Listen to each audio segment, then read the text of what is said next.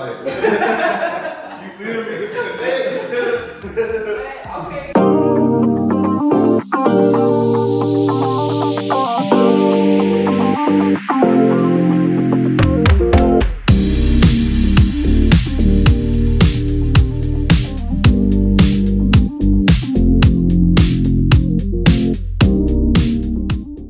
What's up, y'all? It's Desiree. I'm back with another video on No Perimeters Podcast. Today I got two guests. I got Wesley and I got Carlton here today.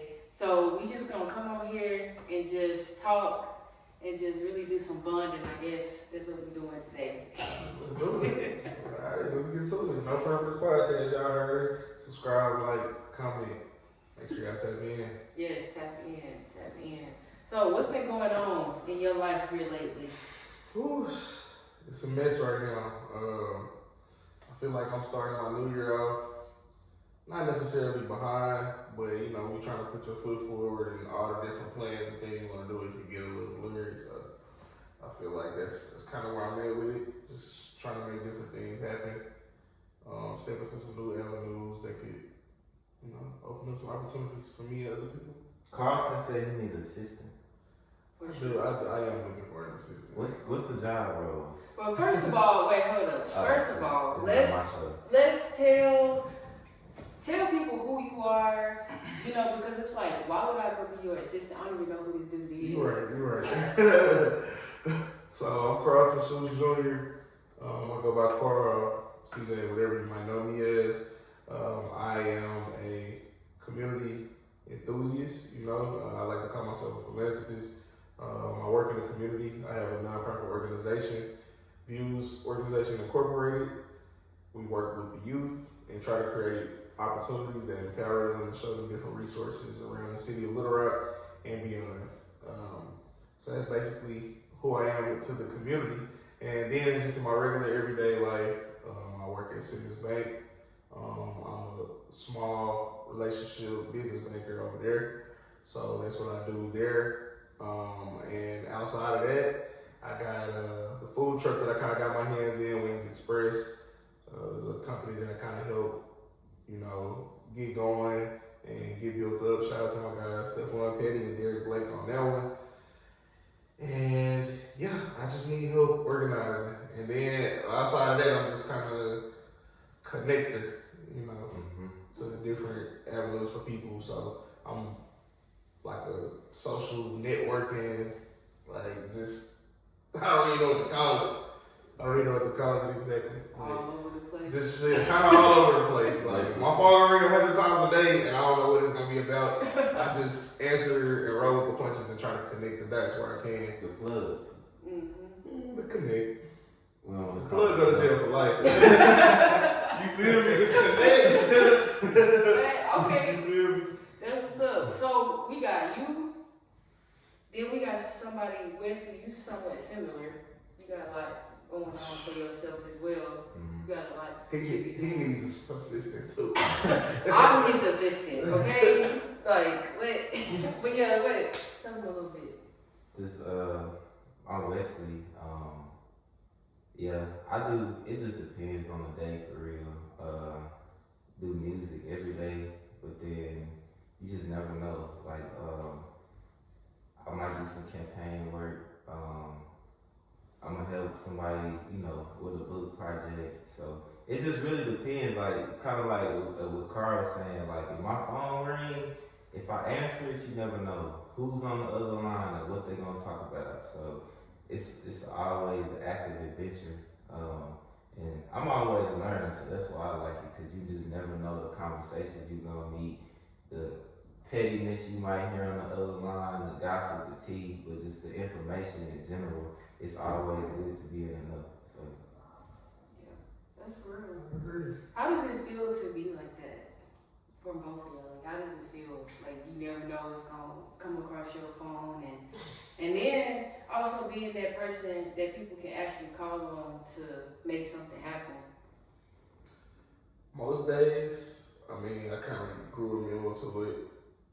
And then there's some days, it's like, somebody else go beat me. I'm straight today. Like, and it still don't work like that. I still just be able to do it with attitude, like, hey, bro, like, all you gotta do is call this person, bro, and wooty, like, bro, they gonna handle it for you. What's the wildest thing somebody ever called you for?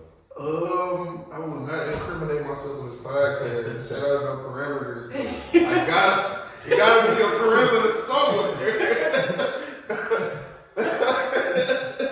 Nah, for real. The craziest thing maybe that I can say on this pod.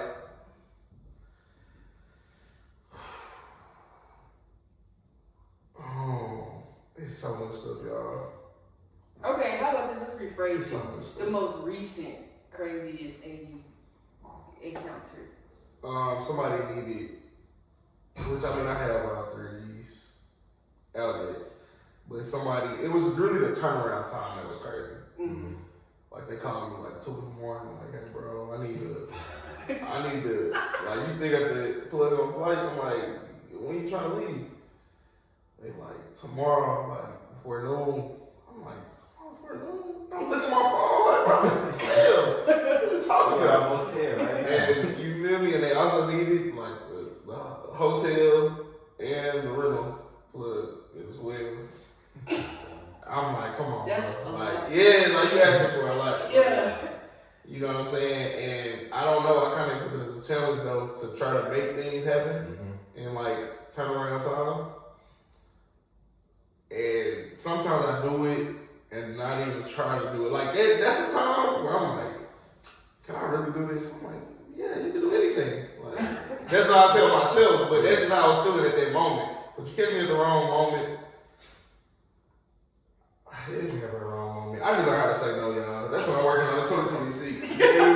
If it don't fit my deadline or what I'm trying to do, like it's okay to say no. And that's something that I have not grasped the concept of yet. So is it because I feel that too, is it don't want to say no because of what?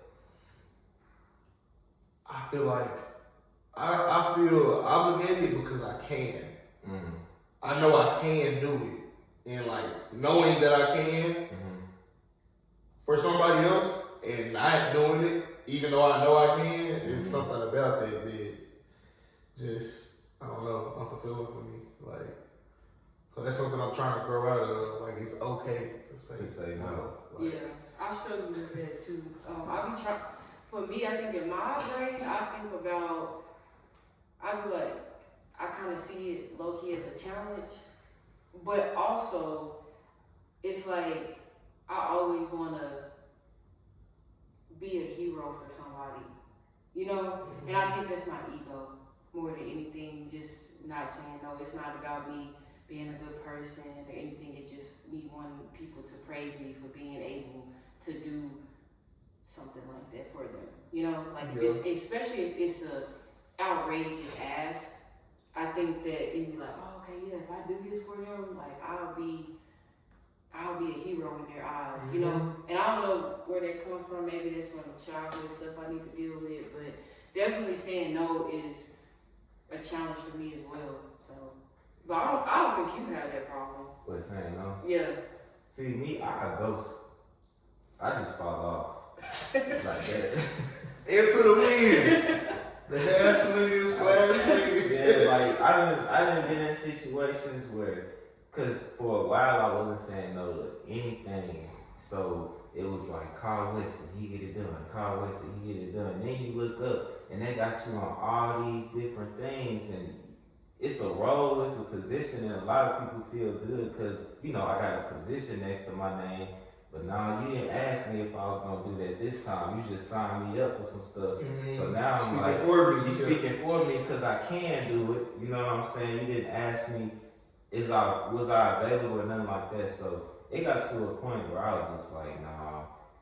Just because I think for me, what it really was, like I mentioned music earlier, I always loved it, but I didn't know how to go about producing, curating it, making the sounds that I hear in my head come to life. And so I looked up one day, I'm like, I see doing all this stuff for other people. I'm not doing nothing that I actually want to do. And so, like, I fell out from the world. I went to Amazon for a year and I learned how to play piano. So now it's just like you ask me to do something. If I want to do it, I will. But if I don't, like you just ghost. You don't say no. You just ghost. I might just go ghost. I ain't gonna lie, I like that ability. That's a superpower. I fall off. Yeah, I think, okay, let's bring it to something that's, I guess you could say, relevant to myself. You know, I have my book, right? No Parameters here. And it's about servant leadership. And the things that I would say we all do. How do you find, I want to know what everybody's opinion about servant leadership is, and like how do you apply it in what you do and what you do and what I do. Okay, so I'm gonna break it down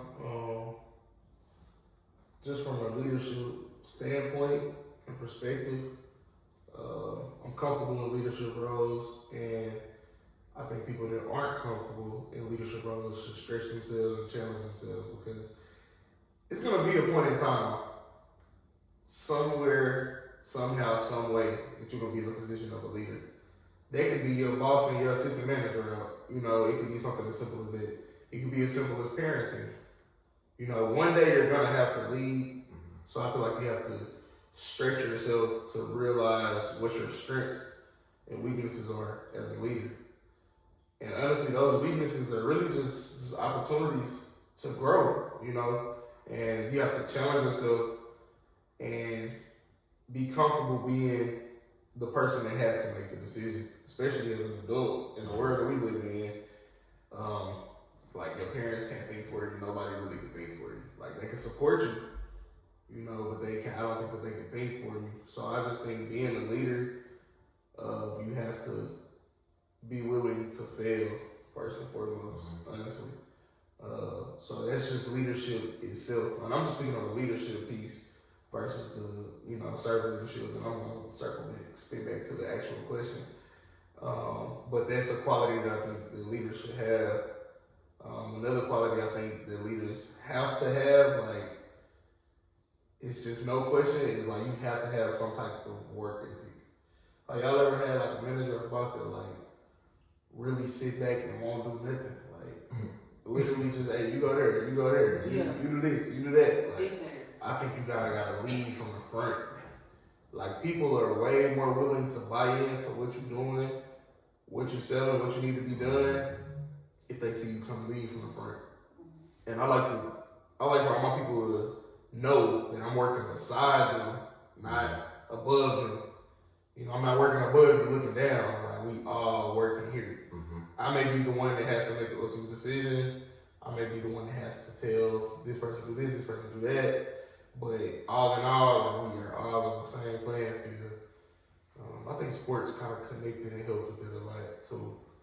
Just being like team captains or, you know, being trusted to do different things. I don't mean to cut you off, but like you could tell a lot of times in real time the people who was a part of organized sports versus ones who wasn't, bro. Nah, for real. And it's very telling. Like people say what they want about sports, and honestly, in some ways, I feel like sports, I'm not even gonna say it crippled me.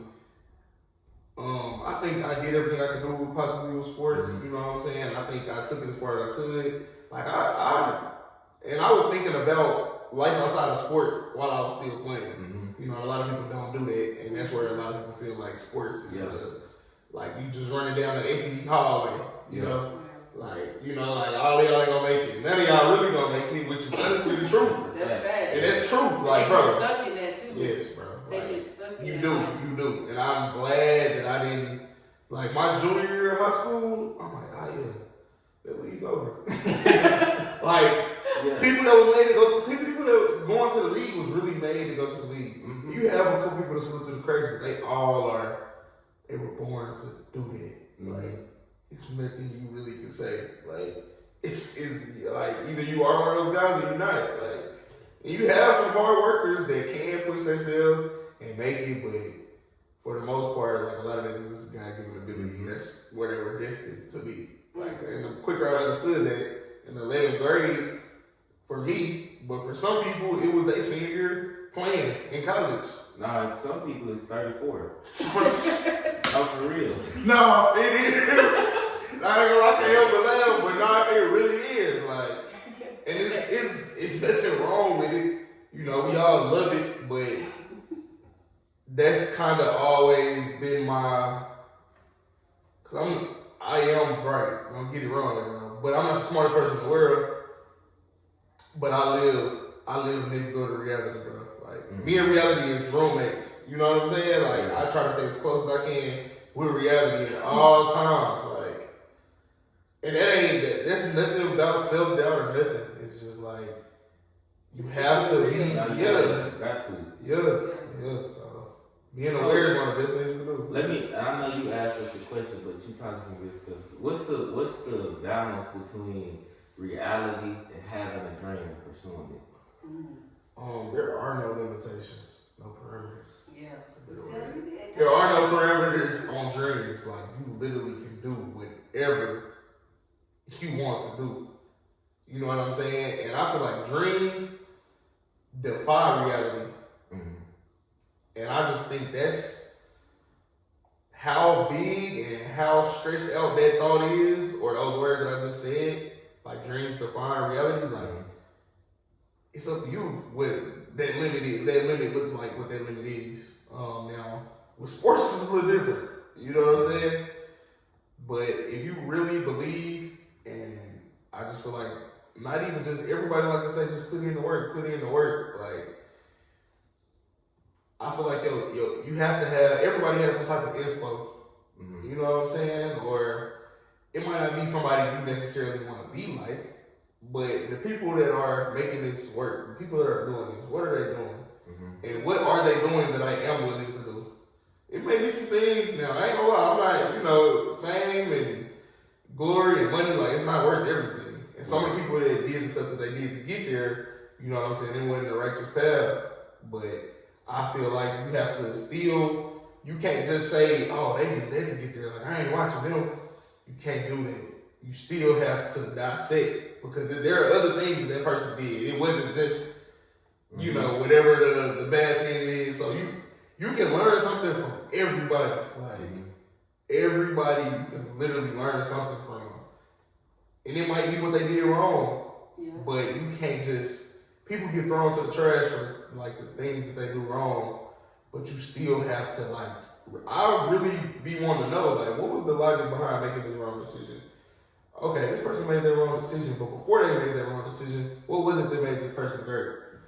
You know what I'm saying? And I you ever played Operation when you was little? Like, you feel me? I feel like I dissected like that. Like I'm trying to pick out the good in it. You know what I'm saying? And I feel like using it and compiling it from people that I see doing or living a life that I want to live, and I kind of make my own, I mold my own, like, Play-Doh thought of, you know what I'm saying? Okay, this is where I want to different stuff from different places. For sure. No, I'm like that too. I was involved just with, you know, local politics for a minute. Early 20s for sure. And I use a lot of stuff that I learned over there in every other aspect when it comes to like business. Now personally, they can have you in some foul relationships and you cheating and stuff. But as far as like with business and music and stuff, I definitely use some of the stuff that I learned, like campaigning and just the planning and the organization, that I use the same stuff. Like, so I agree with you. A lot of information is, as long as you can translate it, so, okay, they doing this over here, they use this word, over here they use this word, let me just, you know what I'm saying? So, yeah, make you some good gumbo with your information. Yeah, I like that. Make you some good gumbo for sure. But it can't just be like, I want to shoot like Kobe. Like, when you really dissect Kobe game, it was the footwork. You know what I'm saying?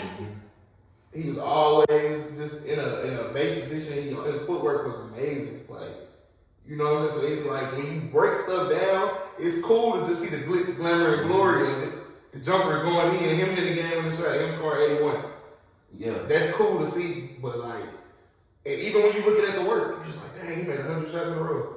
But what did he do? What was his mechanics? What was the footwork? Like, that's the part of it that I learned to love, and I learned that it'll help you get there. You can't faster than trying to mimic and just make it look like him. And that part. You can't just look at 81 points and back to your point, footwork, but then not say, okay, well, I need to work on my balance. You know what I'm saying? Come on now. That type of stuff. Come on now, man. It's literally that. It ain't that simple, but it's that simple. Yeah. You know what I'm saying? Well, I think it is that simple because I think everything, a craft requires you to really become perfect at the basics, at the fundamentals of everything. So I can guarantee you, he probably just run, do foot like he does, probably like ladder drills, and he'll probably do that for a whole workout session and don't touch a ball. Yeah. You know what I'm saying? So people and that's what I'm saying, but like you said, people will try to go out there and just be trying to shoot. But a lot of times people don't recognize that missing and making a shot can come down to just balance. Being able to hold yourself in one spot and still keep your form and keep your balance strong and have a good foundation so you can still keep your mechanics. So you can actually make the shot. So you can follow through. Because if you're not strong and balanced, you can go like this and go. Exactly. You know what I'm saying? Yeah. So, that's a good breakdown. I like that. Yeah, it's just attention to detail. Like attention to detail. Because I feel like greatness and success is so marginal. It's so marginal. There's so many people out there that could have made it. They could have did different stuff with. And I ain't talking about sports. Just in general, like. I can't drop no examples on the pod. Let me It's some people that I'm like, nah, you really have what it takes. It's just this. How do you know what you can be great at? You gotta try some shit. I ain't gonna lie, y'all. Yeah. You gotta try some shit. That's okay. Like, you have to try some shit, bro. You literally. But that's how you got in your role of let me call Carlton, because you. Well, that might not even have been my lane, but I might have took 5 steps that way. And when I took them 5 steps that way, I seen some shit. Yeah. So now I can tell you when you at the starting line. Yeah, bro, I ain't gonna lie. When I was going 5 steps that way, I seen this person, connected this person, met that person. And it might even be something I'm even interested in no more. That might be a dead end lane for me. But just because that's where I stop, that don't mean I don't need to gather all the knowledge before I go on my other path. So I just try to take what I can from everything. Like networking is I be learning how to do shit that I never will need in my life. Like, so I don't mean to be asking all the questions, but I really be interested in how you think and how you move, because I don't see many people that do with how you do, because a lot of people, when you say networking, is we finna go get drinks and introduce ourselves and share our contacts and never talk again. But you actually take it a step further, and I see you bridging gaps, and then you might be working with this business and helping them grow in this area. So what's the difference? Because like I said, I see people, they show up to events and they might even have a meeting with somebody, but that meeting don't ever progress to anything. Like, I've seen progress in the stuff that you do. Yeah, so it's really kind of getting to know the person. As soon as I meet you, I don't just want to know your name, where you work, how much money you make, what you do. Like, what do you like to do in your spare time? What do you love? What do you care about? And within those types of conversations, like, and what makes you go, and what's your why, like, and that I'm not gonna sit there and ask you what's your why.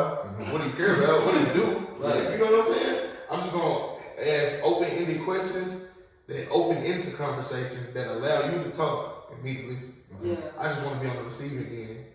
You didn't say something about your dog 3 times. You know what I'm saying? Your dog named Charlie. And this is for example, y'all. Next time I see you, hey man, what's up, man? How you doing? Good to see you again. Like, what's going on? Like, how's Charlie? Oh, remember Charlie? Like, you know what I'm saying? So that much more open to conversation or connection, helping you get to the next level. you know what I'm saying, help you push whatever narrative you may be pushing or whatever project you may be pushing at the time. Like it's just that simple. It really is simple. Like, and I look at that like a sport. Like I look at networking like a sport. Like I attack it with the same mindset. Like I gotta go in. If I go in here, I gotta meet 10 people. Like, but what I'm honestly just trying to do is build my and I got this from my guy Keaton Beasley. Build your sphere of influence. Like just make a circle. You in the middle of the circle. And each dot just connect different categories of life that you may need somebody or know people or need people. And you just write in each category how many people you know that do that. How many people I know that do this or that's in this field or in this lane? How many people I know over here that do this?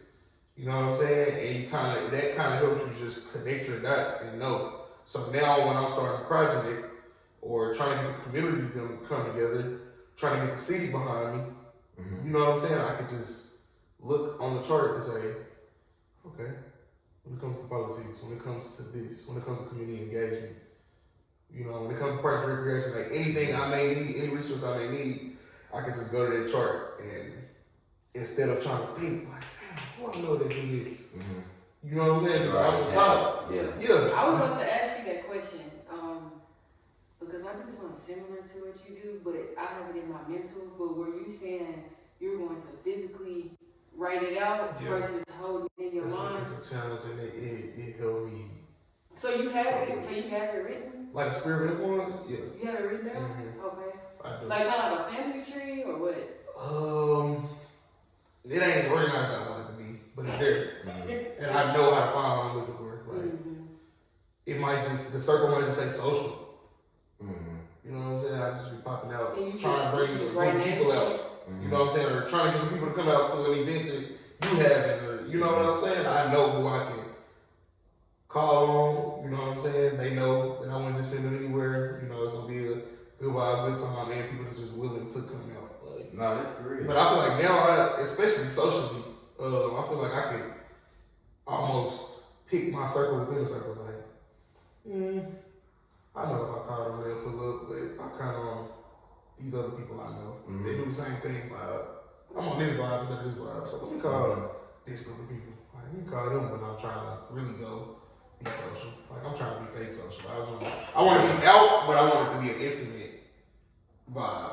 That's what I mean by fake social, y'all. Like, that's not be fake. It's real rap. But no, we want campaigns off of that. Like, just okay, who can I get? Like making lists and literally going from there. Who do I know who would be willing to hold up a yard sign and then write their names down? Like same thing with books. So thousands of books off of who do I know that just let me come read today's classroom and start it from there. Like bro, like that's some real stuff. If y'all watching this, that's some free game right here. That's some free game. Yeah. Is there what you got? Your mom always doing. We love that. I know you got something for us. No, I really like the points that you guys made. I don't know. I think knowing your skill and what you're really good at and how you connect with people matters as well. And so to circle back to some of the points you made, I think, because like I wrote in my book about this, like one skill that I have is I know how to connect with people. I know how to, like you said, relate to people. I listen to what they say and I pay attention to the things that they constantly repeat over and over. And it goes back to treating people as people, right? And I think that is a skill that a lot of people don't have because a lot of people only just really think about themselves all the time and they're not really paying attention to what other people are needing in their life. So I just think that that's a skill that I use for my connections because I am social like you, kinda. But yeah, that's pretty much it. So how do you know? Okay, say you have skills, and then say you have weaknesses. Like I heard, I think growing up, I can't remember who said it, but they said everybody says to strengthen your weaknesses, but a lot of times you forget to strengthen your strengths. So how do you go about deciding like what's the skill that you have and what needs attention? Like do you spend a lot of time on your weaknesses or do you spend time strengthening your strengths as well? I spend a lot of time on my weaknesses, honestly. My strengths, I use them, and I probably could use them more, honestly. Like, I try to exercise them as much as I can. Like, it's clockwork. Like, Curry don't think when he shoot a three. You know what I'm saying? So it's like, but he still got to get in the gym and shoot threes. Knowing he's the best shooter ever in the world, he still has to get in the gym and work on threes, obviously. And that's the part where that I'm still trying to conquer right now. But I spend a lot of my time like on my weaknesses. Like a lot of people respect me for like the, you know, the different things that I do. You know, I give praise and stuff. That's another thing. I do not like getting praise like amongst my peers. I don't know. I'm kind of weird about that for real. Is that a weakness? I don't know because I like recognition because it's kind of like reassurance. You know what I'm saying? I'm doing the right thing. I'm using my God-given abilities and gifts and different things of that sort. So I do like it, but I don't like it. Like I like if you pull me in the office and tell me like, you know that you did a really good job, like, and then walk out and be like, yeah, I'm doing something right. I'm moving in the right direction. But You know, like, hey, give it up for content. Oh yeah. Like I really don't like it. I mean, okay, I really don't like it. You see that as a weakness though? I don't see that as a weakness, but I focus on my weaknesses even when my strengths are being praised. Like, Yeah. That's people want to sit up and talk about like, oh man, you killed it. You did so well. You did this. I'm thinking like, man, no. Like, but it's, I don't know. I'm a different person when it comes to it. Like, you know what? It's some coaches, we get 30, 40, we gonna laugh, kick and have a good time. Y'all doing great. Yeah. I'm that coach of 30, 40, you give up an open layup. Yeah, For that sit down. Time out. Yeah. Like, I really go off, but like, it ain't kept, it ain't fake. Like, I'm really mad about that. Like, this is the carelessness that can cost us down the line. Yeah. Is what I'm thinking about. You know what I'm saying? And you not being disciplined and being well-rounded and being focused, that can cost us. Yeah, it's the first round of the playoffs, and we up 30. But that same backdoor cut you gave up in the championship game, them played the game when they played you. Yeah, no. Like, so that's kind of how I treat myself. Like, That's as how if I I'm am. coaching, I'm like, bro, you did great at this. Example, at work, I just left I made some extra money. I got my bonus. I was second in my position, the company and everything. But like, which I was gonna be second even though I'm performing highs. But like, I left some money on the table. Like, I left money on the floor just being careless or not paying attention as I was doing things, or like just not being a person that like to do the tedious things. Like, it really costs you.